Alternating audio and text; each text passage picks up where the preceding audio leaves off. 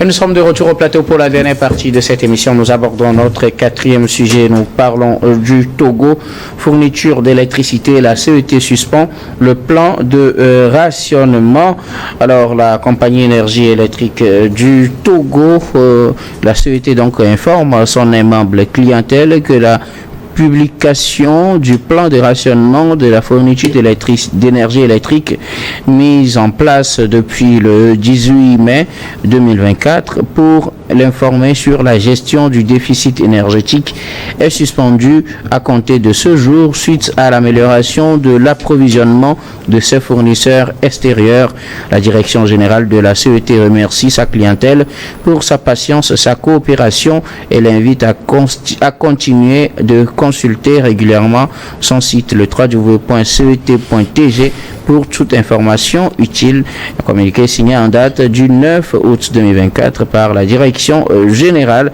Donc c'était là le communiqué de la compagnie énergie électrique du Togo, la CET, qui annonce donc la suspension de son plan de rationnement, ce plan qui avait été mis en place, comme l'a dit le communiqué, en mai, pour informer les utilisateurs ou les clients des programmes de coupure. Le plan de rationnement, c'était ça, juste pour informer que à tel moment vous aurez probablement une coupure, parce que entre-temps ce n'est pas forcément l'heure indiquée qu'on coupe. Des fois on indique qu'on va couper, mais on ne coupe pas. Ça dépend de ce qui vient, de ce qui repart et de l'utilisation des autres aussi. Le Togo a connu une crise énergétique. Je ne sais pas si, mamie disent que le thème crise n'est pas adapté, mais on a eu quand même un déficit en fourniture d'électricité depuis le début de l'année.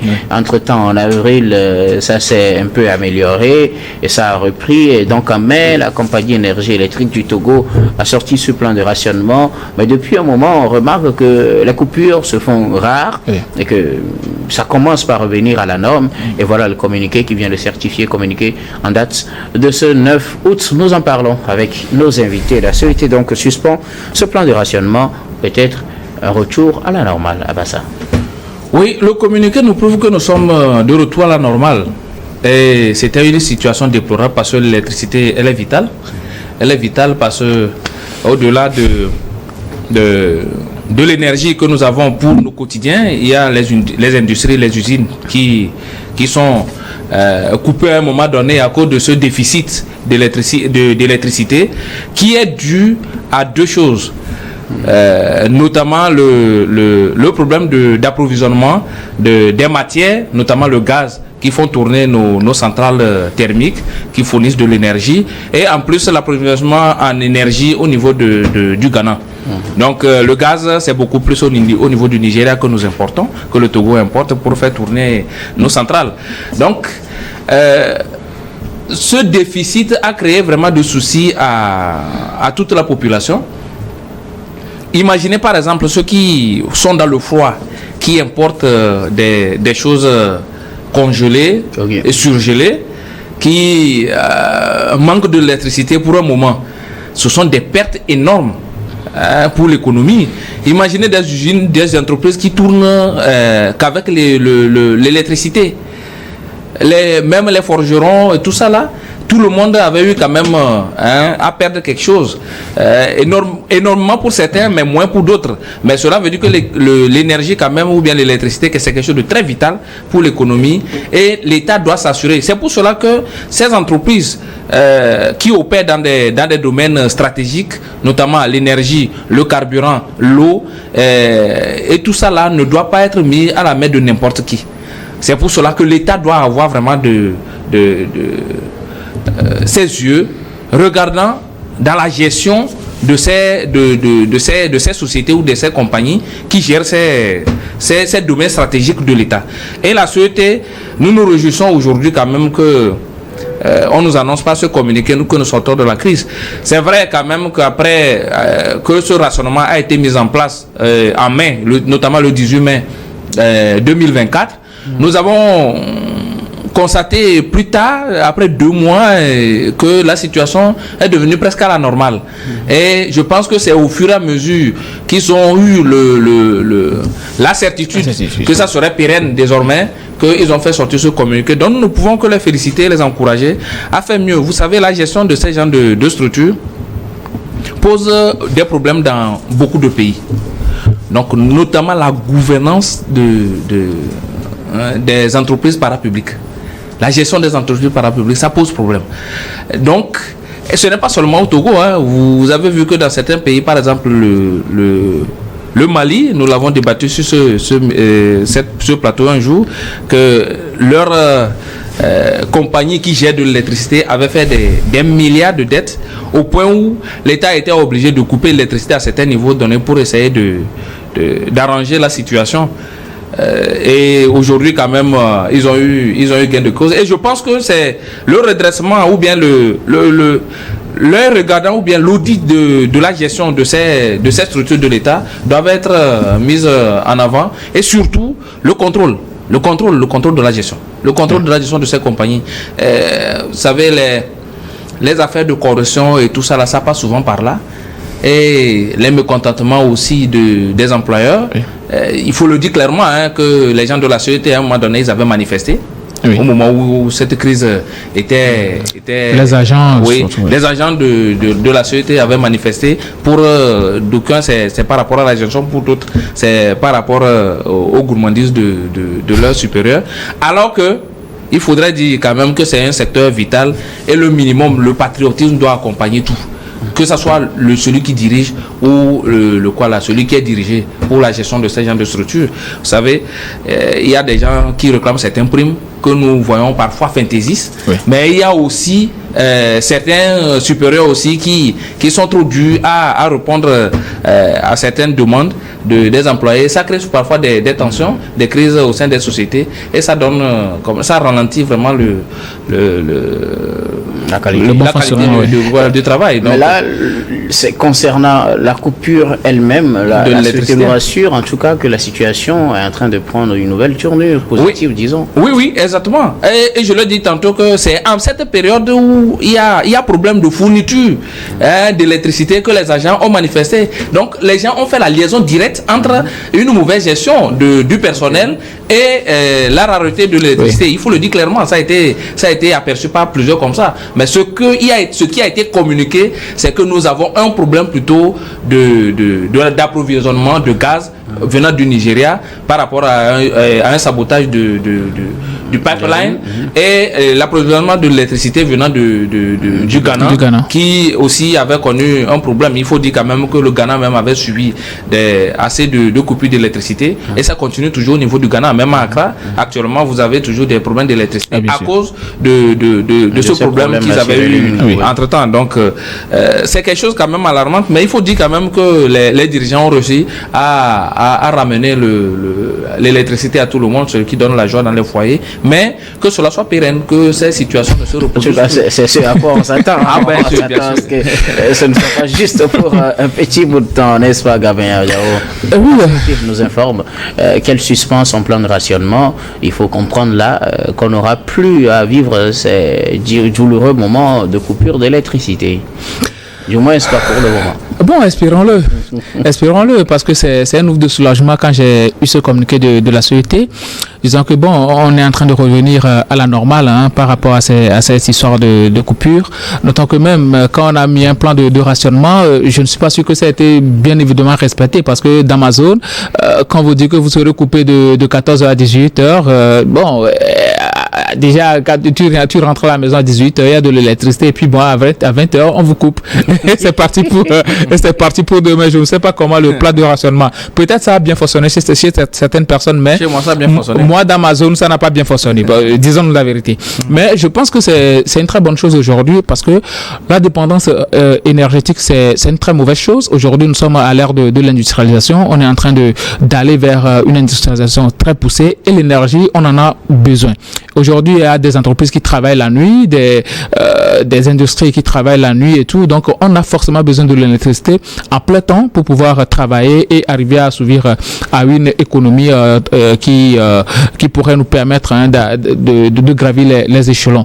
Le chef de l'État, depuis sa venue au pouvoir, a travailler d'arrache-pied pour pouvoir avoir une certaine indépendance économique et énergétique. C'est pourquoi il y a beaucoup de choses qui avaient été mises sur place, le contour global et tout. Il a mis beaucoup de choses sur place, le projet CISO, pour que tout le monde arrive quand même à rentrer en possession de l'énergie électrique. Il a eu à travailler dans ce domaine-là. Sauf que à chaque moment, la population augmente et aujourd'hui, il y a de l'expansion du territoire. Avant, quand tu vas à Takpamé, les zones qui étaient des brousses entre-temps aujourd'hui sont habitées. Or, ces gens-là aussi ont besoin de... Dans les disons, les périphéries. Les périphéries de Lomé. Lomé s'étend jusqu'à aujourd'hui à Tchévier. Ça va derrière le péage de Zanguera et tout. Donc, Lomé s'étend. Toutes les villes s'étendent aujourd'hui. Donc, la fourniture, ça devient problématique un peu. Et les besoins sont assez grands. Les besoins sont assez grands. Il faut le notifier. Donc, les projets qui avaient été faits, entre-temps, certes, ça sert aussi. Ça aide beaucoup plus parce que je n'imagine pas s'il n'y avait pas eu ce projet de contour global, s'il n'y avait pas eu ce projet d'électrification des villes par panneaux solaires et tout, s'il n'y avait pas eu tout ça, je me demande si aujourd'hui on peut arriver même à avoir l'électricité pendant 3 heures de temps de suite. Ça va devenir un problème ou bien on va être comme le Nigeria où tout le monde a un groupe électrogène à la maison. Donc, c'était tellement compliqué, mais le chef de l'État, lui, a travaillé sur ce projet-là. Et je pense que ce qui a un peu manqué au ministère de la Communication et même à la SOET, au ministère de l'énergie et à la SOET, c'est la communication.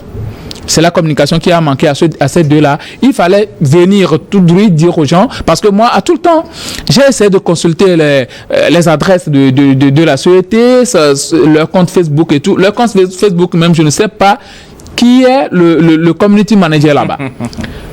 Le dernier post que la personne a eu à faire, ça date de 2017 ou bien 2018. On dit que le compte est toujours actif et puis il n'y a rien qui sort comme information.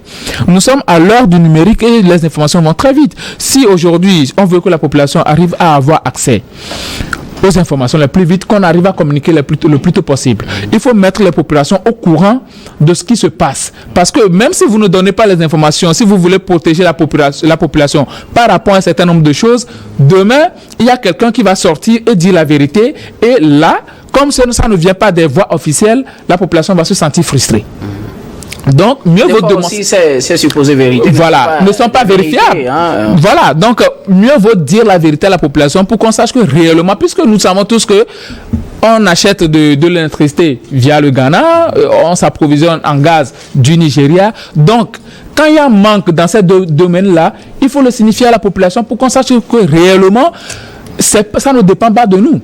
Ça ne dépend pas de nous, c'est vrai, on est en train de travailler d'arrache-pied pour arriver quand même à une suffisance énergétique, mais ce n'est pas véritablement ça. Donc il faut toujours communiquer. La communication même, c'est une puissance. Le fait de mettre la population au courant, ça veut dire que réellement, vous prenez la population en compte, vous êtes là pour elle. Donc du coup, à chaque mois que vous allez leur dire, voilà, il y a tel problème, ils vont vous comprendre et ce sont eux-mêmes qui vont se charger d'être vos défenseurs. Mais là où vous vous taisez, vous ne dites absolument rien, vous laissez la population dans le flou, ça pose un certain nombre de problèmes. Donc moi je suis heureux aujourd'hui qu'on revienne à la normale. Je l'espère que ça va se pérenniser, mais prochainement qu'on tienne la population au courant. Ce n'est pas le Togo qui s'approvisionne elle-même, puisque tous les pays pratiquement achètent de l'électricité. Ce n'est pas le Togo seul, mais qu'on arrive à communiquer à la population pour qu'on sache à quoi nous en tenir s'il y a problème. Maintenant, que cette période-là nous serve à nous préparer en conséquence de cause. Nous sommes un pays de 56,600 km². On est en train de faire des projets. 56 600 km². On est en train de faire des projets pour encore étendre la fourniture en énergie. Je pense que aujourd'hui, nous sommes quand même un pays ensoleillé. Il y a du vent. On peut créer de l'énergie éolienne. Il y a déjà des panneaux solaires qui sont faits. Mais je pense que c'est cher. Ce n'est pas accessible à tout le monde. Il y a certaines personnes qui aimeraient bien se doter de panneaux solaires dans leur maison, mais n'ont pas de moyens. Une seule plaque de panneaux solaires, ça coûte les yeux de la tête. C'est cher. Donc je pense qu'il faut arriver quand même à vulgariser beaucoup plus là, permettre à ce que, même celui-là qui a les moindres moyens arrive à en acheter, pour que peut-être de la zone des plateaux en allant jusqu'au nord, on fournisse ces zones-là en énergie solaire et éolienne et qu'on se concentre peut-être sur Lomé et ses environs en énergie électrique, je pense que ça va aider beaucoup plus la population. Il faut penser beaucoup plus aux énergies renouvelables dans ces contrées-là qui sont encore moins électrifiées. Merci beaucoup. Vous, Gabin Adjaro Kokouvia Baili, il faut reconnaître, Gabin pointait du doigt le manque de communication, surtout au début du problème, mais il faut reconnaître qu'à un certain moment, peut-être que la CET a pris en compte cela en mettant en place maintenant ce plan de rationnement et à communiquer régulièrement sur la situation. Oui, il faut quand même féliciter l'équipe. Bon, bien sûr que ça vient de la pression de la population. Il y a des gens qui ont crié un peu partout avant que ce plan de rationnement n'arrive, mais c'était venu quand même corriger des erreurs qui se faisaient dans le passé. Et presque tous les jours, ou bien à la fin d'une semaine, nous recevons les communiqués ou bien le plan de rationnement publié par la CET et chacun comme on appelle fait son programme de sa gestion de l'énergie en fonction de ce plan publié par la CET. Mais au-delà de ça, il faut dire quand même que le Togo a fait plusieurs efforts en matière de fourniture d'électricité, surtout de la couverture de l'électricité sur l'étendue du territoire. En 2022, nous étions à 59% de couverture. Mais aujourd'hui, nous sommes à 68% et nous tendons vers 70%. Certainement qu'à la fin de l'année, nous allons faire une couverture de 70% de la population, d'après les chiffres qui sont publiés par les institutions internationales et surtout du gouvernement togolais. Donc il y a beaucoup d'efforts qui sont déployés. Il faut dire encore plutôt en juillet dernier, le gouvernement togolais avait signé un accord avec la Banque mondiale pour sur le projet ADA. Oui, IDEA plutôt. Le projet IDEA qui va une valeur de, je pense de 120 milliards de francs CFA, qui permettra de créer d'autres lignes, surtout dans les zones rurales, pour la fourniture d'électricité à plus de 1,5 million de la population de plus. Donc la couverture en énergie continue toujours à progresser et nous ne pouvons que féliciter le gouvernement togolais et les encourager à aller beaucoup plus vite et mieux pour que la couverture soit à 100% en 2030 comme l'a stipulé le projet gouvernemental du Togo. En tout cas, c'est la vision du gouvernement d'arriver à assurer une certaine autosuffisance électrique à toute la population togolaise à l'horizon 2030. On peut toujours garder l'espoir qu'on pourra y arriver en 2030, Gabin.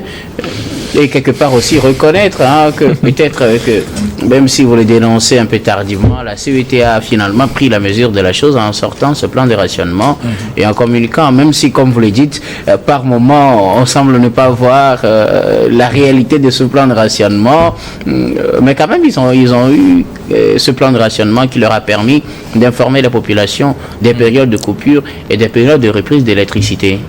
Non, moi je ne vais pas leur trouver une circonstance atténuante.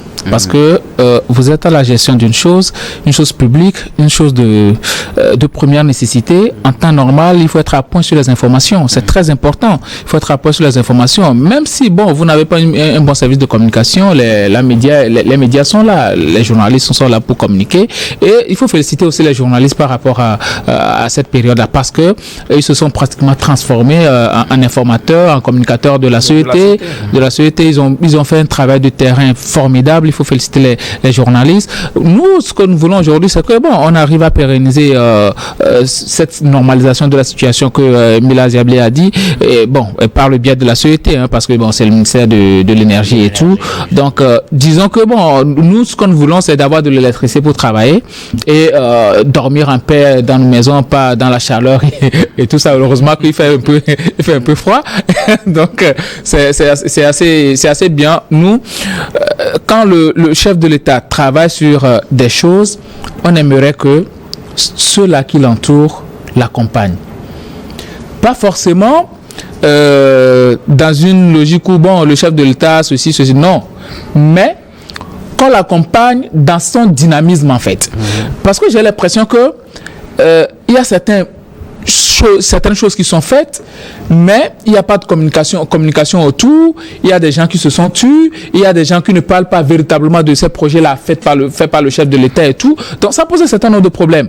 Quand tu vas dans les contrées, il faut faire le terrain pour savoir que réellement, il y a un travail de fond qui est fait, pour s'apercevoir réellement de l'étendue du chantier qu'abat le chef de l'État côté énergie en fait. Avant, moi quand j'allais à Morétan pour les histoires peut-être de soja et tout ça, il n'y avait même pas de poteaux électriques sur ces voies-là et tout. Mais aujourd'hui, quand tu y vas, il y a des poteaux électriques avec des panneaux solaires et il y a de la lumière sur ces voies-là pour permettre que même pendant la nuit, les camions autres là qui prennent ces voies arrivent à circuler paisiblement. Donc, ça va forcément empiéter sur la fourniture en énergie, d'autant plus qu'on est resté au stade embryonnaire et tout ça.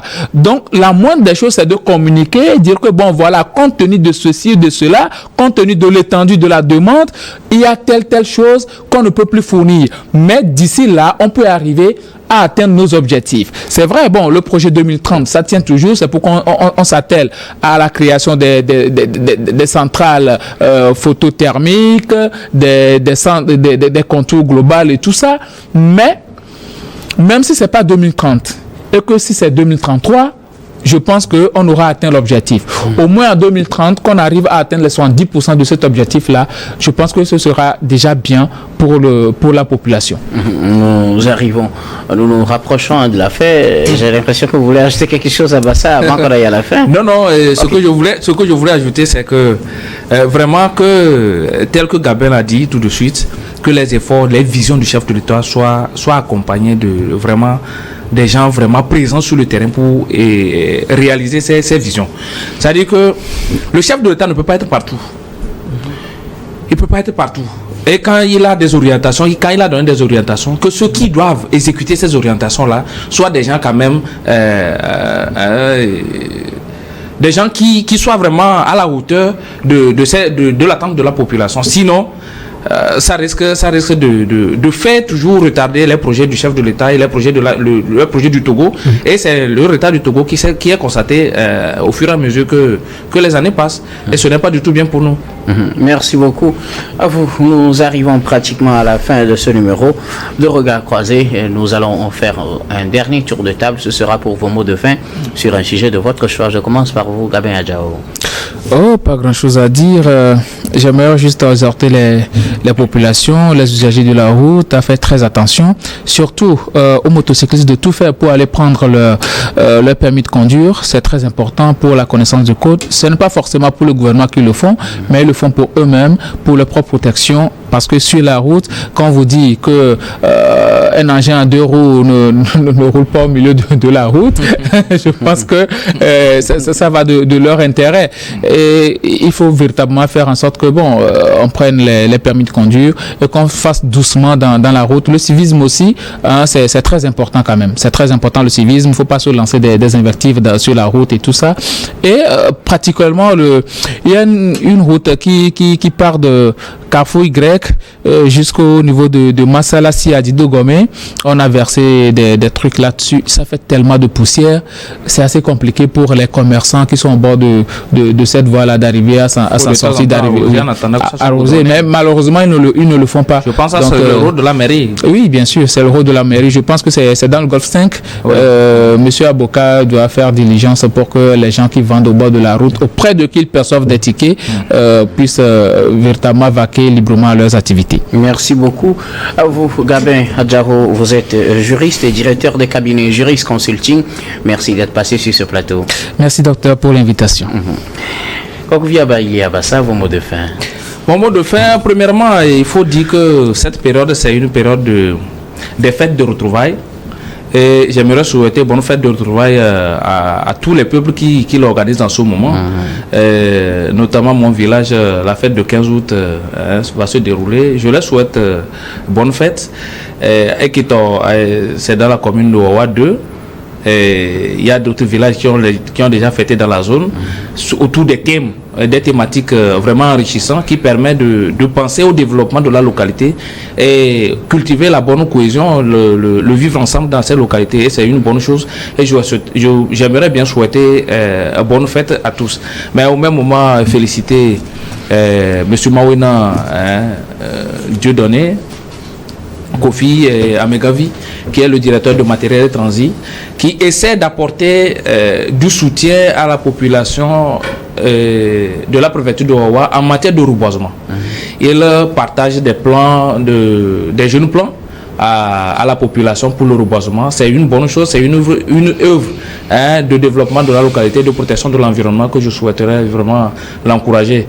Au même moment, féliciter le maire de la commune Wawa aussi qui fait assez dans le même sens. Et vraiment, ce sont des bonnes personnalités qu'il faut vraiment encourager. Merci beaucoup à vous, Kakovi Abaili Abassa. Vous êtes économiste, analyste politique. Merci beaucoup d'être passé sur ce plateau. C'est avec plaisir, mon docteur. Également, merci à vous, très chers téléspectateurs, de nous avoir suivis. Nous disons également merci à toutes les équipes techniques et rédactionnelles qui nous ont aidés à préparer et à présenter cette édition. Merci à Klesso Pinyang à la réalisation, à Prudence Makoui et Xavier Koudanou à la diffusion. Merci également à Fofogolo et Rebecca Besso à la caméra. Grand merci à vous, très chers téléspectateurs, de nous avoir suivis. C'est la fin de ce numéro.